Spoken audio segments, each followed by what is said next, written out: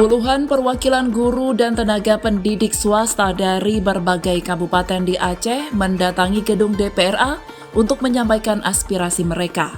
Ketua Komisi 6 DPRA Nazarudin atau akrab disapa Tengku Agam memimpin audiensi tersebut dan menegaskan komitmen lembaganya untuk memperjuangkan kesejahteraan guru swasta. Di ruang rapat Komisi 6 DPRA, Senin pagi 20 Januari 2025, sekitar 20 guru swasta menyampaikan berbagai keluhan. Mereka dari ketimpangan akses ke seleksi P3K hingga kurangnya perhatian terhadap kesejahteraan mereka.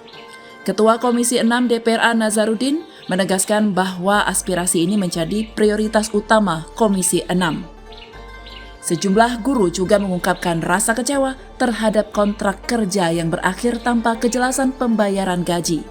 Emi Susanti, seorang guru asal Aceh Besar, menyebut bahwa penempatan guru negeri ke sekolah swasta turut mempengaruhi jam mengajar mereka.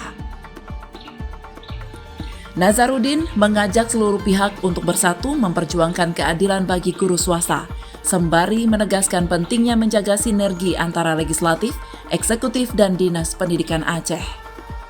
Audiensi ditutup dengan komitmen DPRA untuk terus memperjuangkan hak-hak guru dan menyampaikan rekomendasi kepada pemerintah provinsi dan pusat. Semoga langkah ini membuat perubahan positif bagi para guru swasta di Aceh. Dari Banda Aceh, Kanal Inspirasi TV melaporkan.